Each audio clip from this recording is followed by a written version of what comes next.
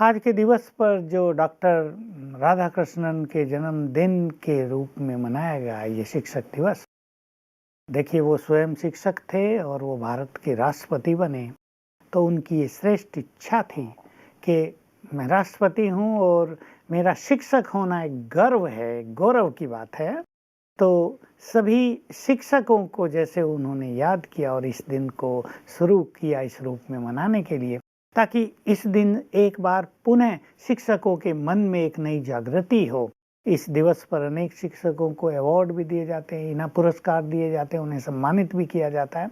और ये सचमुच हमारे इस देश में जहाँ सरस्वती का पूजन होता है, जहाँ शिक्षा और विद्या का बहुत ज़्यादा महत्व है, बहुत ही आवश्यक है और इसका महत्व और ज़्यादा बढ़ जाता है। बिल्कुल। भ्राता जी, आपने डॉक्टर सर्वपल्ली राधाकृष्णन जी को याद किया, तो उनकी एक बात मुझे याद आ गई। उन्होंने कहा था कि राष्ट्र का निर्माण कभी भी संसद में नहीं, लेकिन क्लासरूम में होता है। तो एक बहुत ही गहरी बात उन्होंने कह दी थी कि क्लासरूम में संभवतः हम राष्ट्र का निर्माण करते हैं, संसद में नहीं। तो इस विषय पे आप क्या कहना चाहेंगे? संसद में भी जो लोग गए, वो अगर उत्तम विद्यार्थी रहे हों जी। तो संसद में वो उत्तम कार्य करेंगे ना। बच्चे बहुत बुद्धिमान हैं, बहुत अच्छे चिंतक हैं, राष्ट्र प्रेम से ओतप्रोत हैं, कुर्बानी की भावना उनके चित्त में समाई हुई है। तो जब वो संसद में पहुंचेंगे तो निश्चित रूप से महान कार्य करेंगे। किस प्रकार से शिक्षक आज अपने बच्चों के अंदर, विद्यार्थियों के अंदर वो चीजें डालें जो राष्ट्र सचमुच समृद्ध हो, विकसित हो? मैं इसमें जोड़ना चाहूँगा कि पहली क्लास से,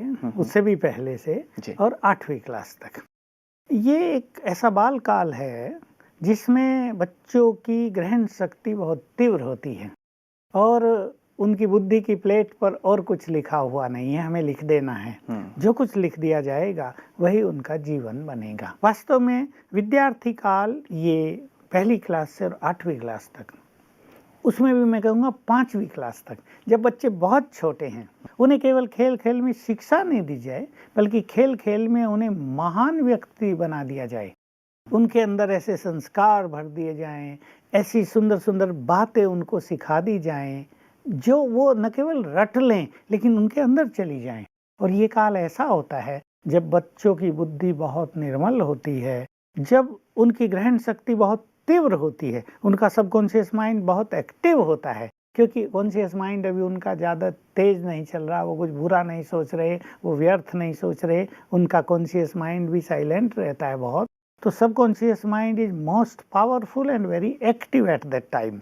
तो उस टाइम अगर शिक्षक उनको अच्छी बातें सिखा दें तो सचमुच ये बड़े होकर राष्ट्र निर्माण करेंगे, ये हमारे देश को महान बनाएंगे। पर विडंबना है, मुझे अफसोस होता है इस बात से कि जो छोटे बच्चों को शिक्षा दी जाती है, वो जो किताबों में लिखा है वो केवल रटाया जा रहा है, नंबर अच्छे आ जाएं।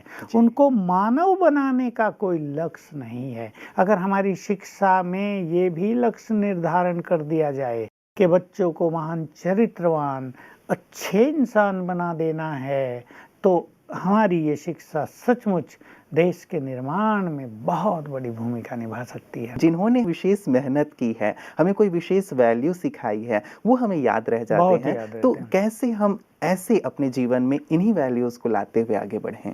मैं इसमें पहले एक बात जोड़ देना चाहूँगा, जो टीचर्स की ट्रेनिंग है जी, बीएड से भी पहले की जो बीटीसी है, कई कई नाम उन्हें दिए गए हैं अलग अलग जगह, उन शिक्षकों के पास ऐसी एजुकेशन होनी चाहिए जो वो बच्चों को सिखाएं।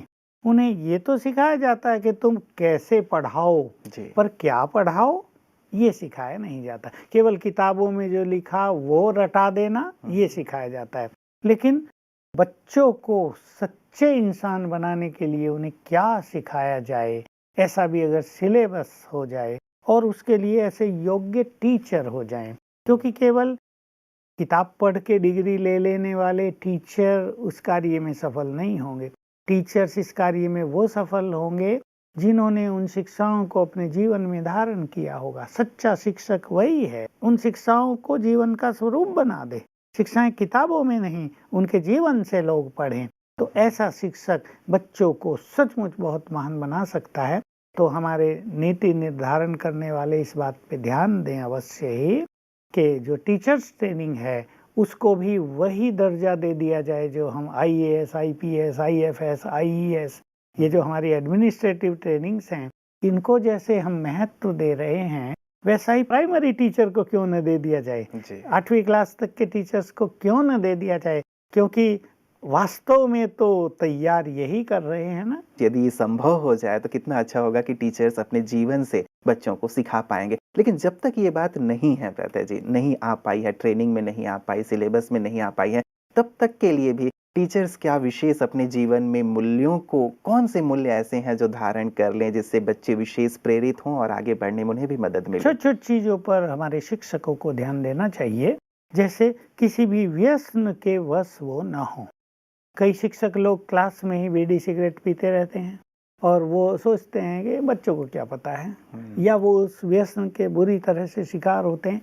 इन चीज़ों का उन्हें त्याग करना चाहिए। दूसरी चीज़, शिक्षक को बहुत क्रोध ही नहीं होना चाहिए। उसे जानना चाहिए कि क्रोध अगर वो क्लास में करता है तो बच्चों पर एक प्रेशर पड़ता है ना, बच्चे डर जाते हैं। और जब कोई मनुष्य, बच्चे विशेष रूप से डर जाएं या एक दबाव में आ जाएं तो उनकी बुद्धि का विकास रुक जाता है, उनकी ग्रहण शक्ति समाप्त होने लगती है। इसलिए क्रोध की शक्ति नहीं, शिक्षक में चाहिए सच्चे प्रेम की शक्ति, भावनाओं को वो समझें। मैं एक बात अपने सभी शिक्षकों को कहना चाहूँगा कि वो ऐसा करें कि विद्यार्थियों में अपने गुरुजनों के प्रति बहुत भावना और सम्मान हो जाए। इससे क्या होता है, ये बड़ी सूक्ष्म साइकोलॉजी है कि जब विद्यार्थियों की भावना होगी तो ये भावना उनकी ग्रहण शक्ति को बढ़ा देगी। और अगर किसी भी कारण से विद्यार्थियों में शिक्षकों के प्रति अच्छी भावना नहीं है, वो सोचते हैं ये तो ऐसे ही मास्टर जी, हमारे सर तो ऐसे ही हैं, बेचारे बड़े परेशान से रहते हैं, ये तो हमें क्या पढ़ाएंगे, ये बच्चे बुद्धिमान तो होते हैं ना, कोई ये ना सोचे ये बच्चे अबोध हैं, सब देखते हैं, सब नोट करते हैं, आजकल के बच्चे तो ज्यादा ही और होशियार हो गए, बहुत होशियार हैं। शिक्षक बच्चों को एनकरेज करना सीख लें, उन्हें अप्रिशिएट करें, यानी कैसे वो बच्चों का विकास करेंगे, मानसिक, बौद्धिक, चारित्रिक, नैतिक, उसकी उनको एक बहुत अच्छी कला आनी चाहिए।